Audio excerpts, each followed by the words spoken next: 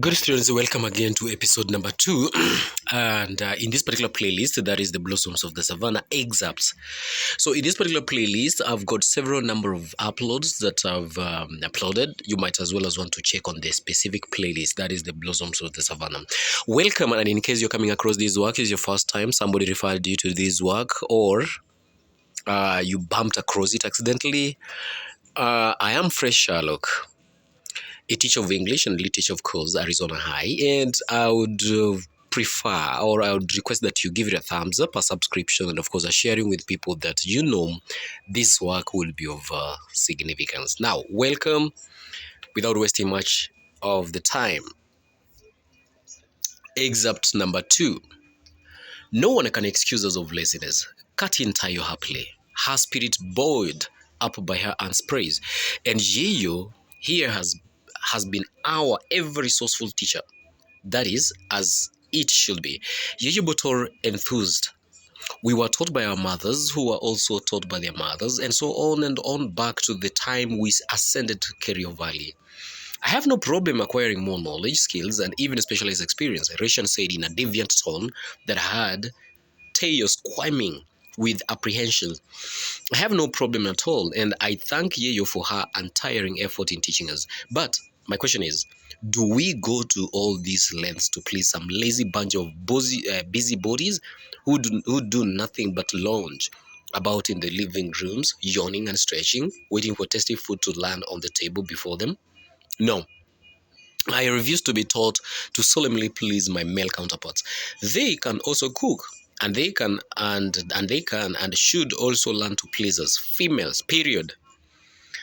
Yeyo Botor was shocked. Mama Milanoi was dumbfounded and was at a complete loss of words.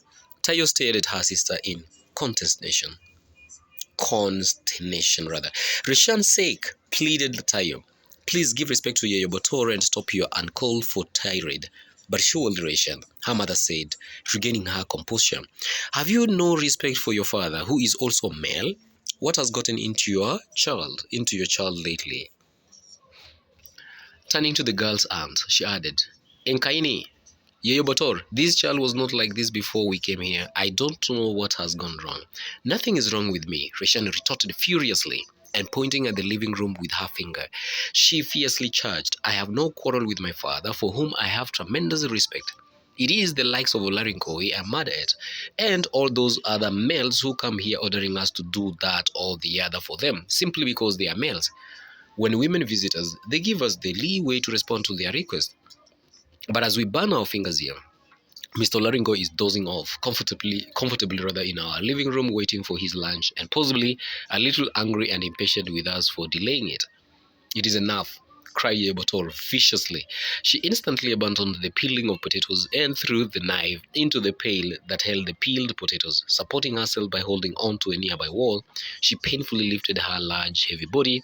My Enkaini, I agree with you that something is wrong with our child, and I think I know what ails her. Come along, and I'll tell you what I think ails her.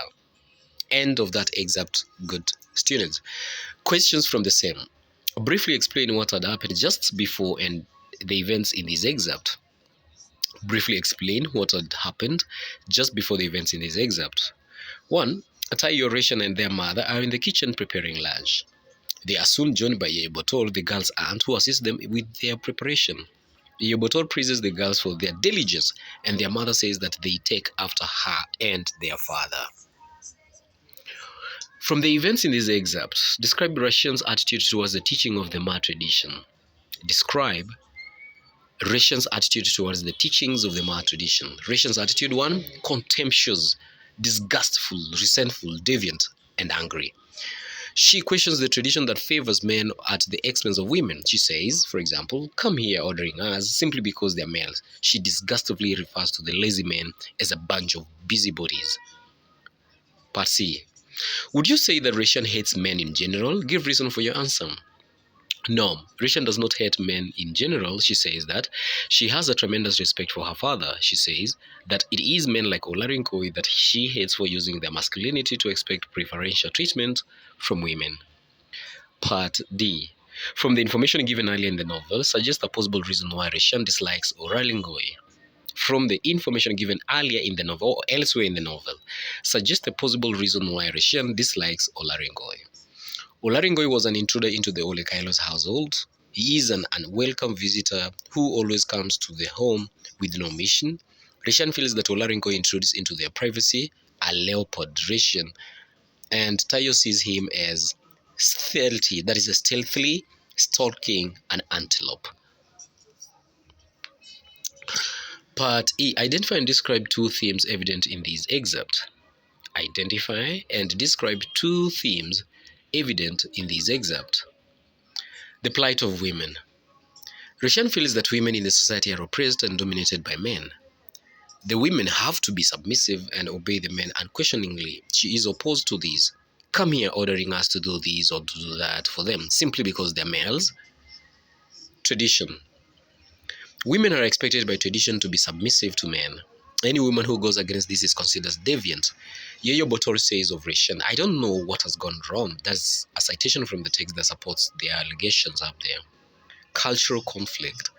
Reshane questions and resists cultural practices that look down upon women. She feels that such practices are outdated. Yeyo Botor and Reshane's mother, on the other hand, consider it unheard of, for they cannot understand why Reshane questions these age-old cultural practices. And I quote, Yeyo Botor was shocked, Mama Milano was dumbfounded and at a complete loss of words. Nothing is wrong with me, Reshane retorted furiously. Rewrite in reported speech. Retorted furiously that nothing was wrong with her. G. Describe two events later in the novel where Olaringoi displays two contrasting aspects of behavior in his relationship with members of the Olekailos family. Again, describe two events later in the novel where Olaringoi displays two contrasting aspects of behavior in his relationship with members of Olekailos family. When he saves Reshane and Tayo from the two men who had attacked them and were dragging them into the bush, contrast with when he abducts Reshane with an intention of marrying her forcibly. He even attempts to rape her. Those two instances and actions, they strongly contrast to one another. Part H. Supporting herself by holding on to a nearby wall, she painfully lifted her large, heavy body. Rewrite this sentence beginning, she. Therefore, she supported herself by holding on to a nearby wall and painfully lifted her large, heavy body. Come along with me and I will tell you what I think ails her. Which explanation does Yeyo Botor give for Reshane's deviant behavior? Again, come along with me and I will tell you what I think ails her. Which explanation does Yeyo Botor give for Reshane's deviant behavior? Yeyo Botor says that Reshane has Olkuenyi, a bad spirit that lives in her blood. And then, good students, that also marks the end of this other episode. And it has been too quick, and hopefully that you'll pause along the video and do some your own survey here and there, and try, of course, to recatch or to recap on the things that maybe you did not get, even as I was taking you through, because it was so fast to me, I feel, and I think it was too quick. And you might as well want to pause along the videos, and that by doing so only you'll get the concept and the ideas that maybe are perceived in this particular second extract.